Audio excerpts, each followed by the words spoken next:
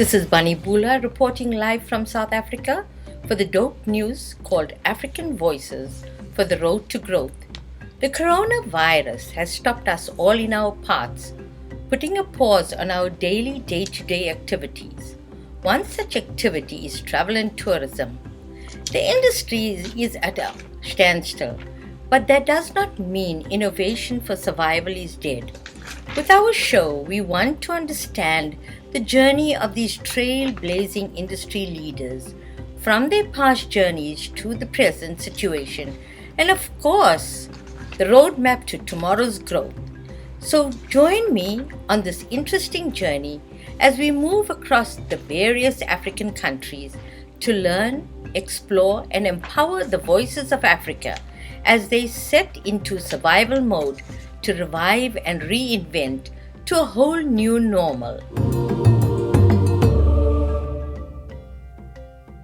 Taku has been in the industry for a long time. In fact, he is one of the stalwarts in the industry who knows the Vic Falls area so well, and surely like he has it at the back of his hand. Taku has been involved in many tourism organizations and excellent projects that have been held in Vic Falls, Zimbabwe. Taku, good morning and welcome. Good morning, Bunny. How are you today? Very, very good. Wonderful seeing you, my brother from Zimbabwe. Yeah, we are in indefinite lockdown. It's winter. It's chilly weather out here. Taku, can you tell me a little something about NiceUp travel and a little bit of the highlights that you have experienced in tourism in the last 2 years in Vic Falls? Okay, my name is Takudzwa Mhanda. In short, they call me Taku. Like Bunny always say, Taku.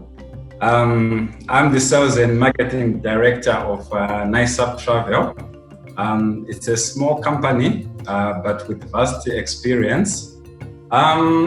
Tourism business had been brisk prior to COVID-19 outbreak. Tourist arrivals in Zimbabwe had significantly increased, and new players were emerging, providing quality services, which presented healthy and competitive pricing. Okay, all right. Thank you, Taku. And I think, the last time I was at Vic Falls, we could see that there was, you had good footfalls in Vic Falls. There was a lot of tourists. But now let's get down to the present. We all started 2020 with hopes and dreams and exciting projects, and suddenly the world stopped. So tell me, how has COVID impacted Zimbabwe during lockdown? Business is virtually closed owing to travel restrictions, which impacted on our traditional European, Asian, and handful of local and regional clientele. Basically, the Zimbabwean government declared the COVID-19 crisis as a national disaster. The country tourism sector could lose up to US 1.1 billion due to the COVID-19 travel restriction that have crippled the travel industry. Also, if the current global restrictions persist up to the year end of 2020, the Minister of Environment and Tourism, they've predicted further loss up to 2.6 billion. So we are just hoping that this pandemic will come to an end soon. Well, tell me, Taku, are you seeing businesses closing down, people getting retrenched in the industry currently, or are people still hanging on and trying? After the lockdown was put in place, I would say the tourism came to a near standstill in Vic Falls. This is where I am based. and all the hotels, they are currently closed. All the restaurants, all the national parks. We're talking of our majestic falls. No one is going in there at the present moment, and there is no activities happening at the moment because people, they are just staying indoors, trying to observe the implementation that have been put forward by our government in line with the World Health Organization. So I would say, yes, lots of people were affected. As you know, like in the hotels, looking at the 5-star Vic Falls Hotel, we're talking of Elephant Hills, which has got many rooms. Same applies to Kingdom Hotel. You'll find most of the employees, they were like on casual basis. Some they were on contracts. Some they were students on internship coming from universities. They were all affected, and yeah. Now, with the situation being so dire in Vic Falls and Zimbabwe, is the government coming up with any assistance to the stakeholders in the tourism industry?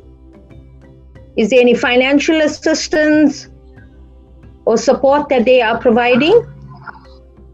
Okay, our government in Zimbabwe, there is a 500 million bank guarantee facility that has been provided to help the sector to recover. So the facility is meant to assist the tourism sector, accessing working capital loans from banks and insulate the business from the effects of the pandemic. So in addition to the government guaranteed bank facility, government has approved the establishment of a tourism revolving fund and has injected seed capital of 20 million for tourism business. So with international tourism expected to be slow to recover, our Minister of Tourism, Climate and Environment also announced a waiver of value-added tax payable by domestic tourists for accommodation and other services. So the newly ushered in government is overwhelmed with the holistic economic recovery effects, which has resulted in capital challenges to assist tourism industry at this point. So basically, the money which has been set aside is not yet availed for access, but there are modalities which has been put in place. Remember, the minister was in Vic Falls yesterday, trying to engage all the local operators on the way forward to assist in terms of the recovery. So it is a matter of sending your application to the bank to make sure that you have been value tax up to date and also licensed through the local tourism authority, which is the Zimbabwe Tourism Authority. And then obviously not for new project to say, I want money to build a lodge, but just for continuity, take care of the staff, to refurbish the lodge, to refurbish whatever the other amenities which has been in place before the COVID. I think that's very good news, Taku. I know governments do work a little bit slowly. The wheels in government take longer to turn, but at least the money is ring-fenced. So once the stakeholders abide by all the rules and documents are submitted, that relief will come through and assist people. Don't you think so? Considering that the minister was right in your area. Yep. All right, Taku, now we are in, although life is very challenging, let's start looking into the future. What is life going to be like post-COVID in travel? What do you think travel is going to be like? Okay. The tourism recovery typically begins locally. So there will be a lot of demand for domestic travel and regionally, not forgetting our counterparts from South Africa. They contribute a lot in terms of the regional infiltration, in terms of our marketing strategy. I'm going to see self-driving as a confidence with airlines. It's very low at the moment. Like one of our clients just wrote me an email. Well, they were supposed to travel from Namibia, coming to Botswana, and then into Victoria Falls, Zimbabwe. But obviously the media, I'm not sure how far true it is. Like the government in Namibia, they just want to dissolve the airline. So basically they won't be the Air Namibia, according to my clients, but it's something that I need to check with the local tourism board in Namibia, because if international flights are affected, it means people, they are going to do more of self-driving to reach the destination. Like for example, if they land in Old Tambo Airport, they'll prefer to hire a car so that they will just self-drive, visiting all the destination in Botswana. They'll pass through Okavango, Chobe, they'll be in Vic Falls, wanna go to other areas like Wange National Park. It will be so I see the future more of self-driving concept. All right. And what type of travelers are you looking at? Do you think it's going to be family, single people? What type of travelers will be coming through to those areas or those circuits? Mainly families, and obviously the demand will be on small lodges like B&Bs and other self-catering facilities, because as people, they are coming from a difficult economic situation all over the world. So they will prefer a budget setup itinerary, a budget setup concept, whereby they'll bring their own food and then they'll just choose to stay on a self-catering facility. But at the moment, we're gonna see demand coming from domestic markets and regional markets, not international travel. That's what I Okay, of course, until the airlines start coming in and borders open out in the future. Correct. Now, is there any discussion on attracting the MICE groups or the larger groups that come to Vic Falls and the Wangi area a lot? Looking at the MICE events, these are normally arranged by specialized convention bureaus, and the process of marketing and bidding is normally conducted well in advance of the actual event. So hotels are one of the most important stakeholders in MICE industry, as they provide venues for meetings as well as accommodation for the delegates. So MICE business in general is helping in the branding of our destination, employment creation, and infrastructure development. So in terms of planning for MICE, I think if we're gonna push towards that MICE events, I'll give you an example on how we benefited for the past 5 to 6 years. We hosted United Nations World Tourism Organization at Victoria Falls Hotel. It really helped our destination, like refurbishment of the health sector. The local hospital called Chinot, a lot of refurbishments were done, which was a benefit to the community as a whole, and roads were constructed in other high-density suburbs, and streetlights were put in place. And yeah, a lot of people, they benefited, especially the vendors, those who sell the curios, they really benefited, and also restaurant owners as well as taxi operator. So I think for MiceUp events, I think everyone now understands how it benefits as a destination Zimbabwe itself. So I think for MiceUp, it's a good way to go in the future.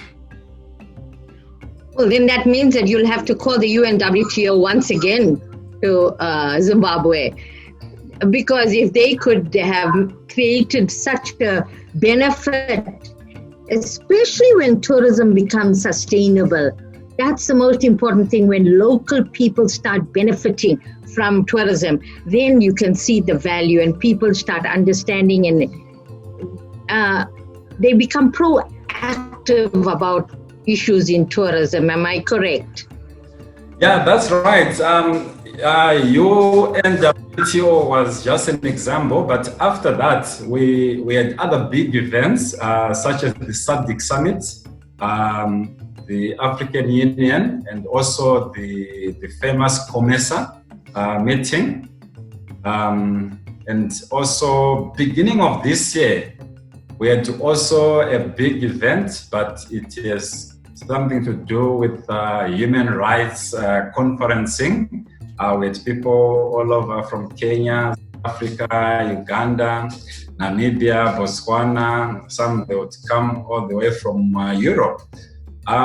It was a big event, but obviously we never knew that it is just close to us, because that event was hosted in February, and then March, everything went bad.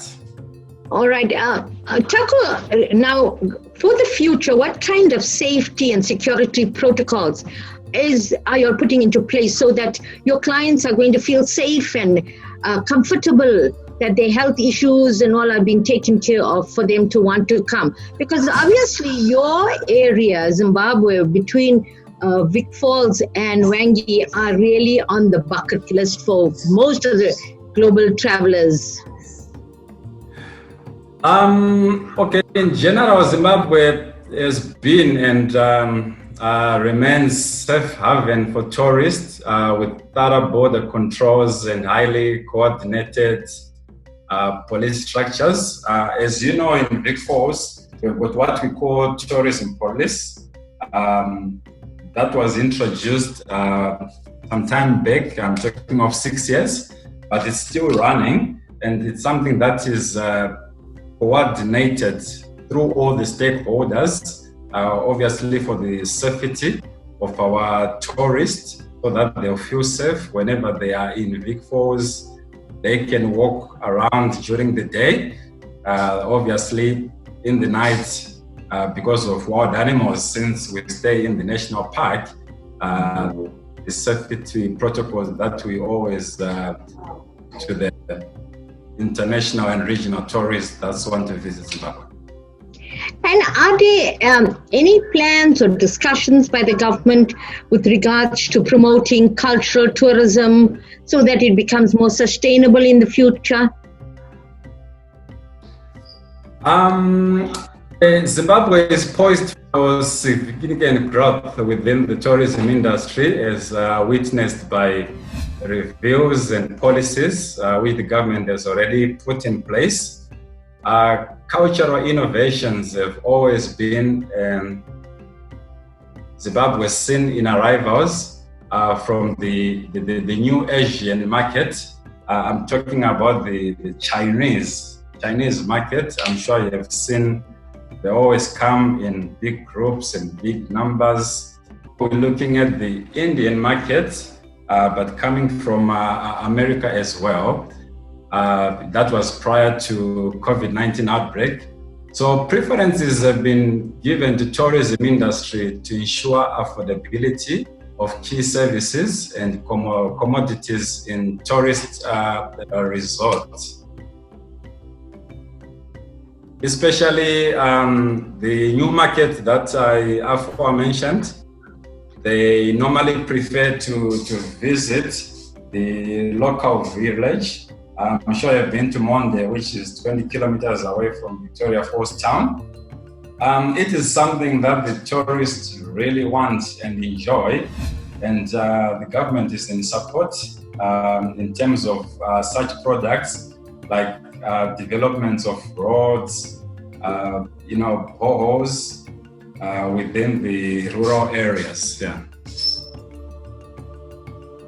I think it's very important that rural communities become involved in the planning structures, because one of the key draw cards to Zimbabwe is your cultural tourism. In addition to you having access to one of the 7 wonders of the world. So with those two combinations, it's definitely a winning list to come through to Big Falls and Zimbabwe. In closing, Taku, what's your message to your prospective clients, agents, and to the travel trade? It's hard to say right now when we think we'll be ready to travel, or when we think people will be ready to travel, but I promise you, travel will come back soon before you know it. And we are ready, and we will be here to give an A1 service. That's wonderful, Taku. Zimbabwe is ready for post-COVID to welcome guests from here. This is Bunny Bhoola from the Dope News on African Voices, The Road to Growth, signing off, and I do invite you to stay tuned for more such exciting episodes. Thank you. Bye.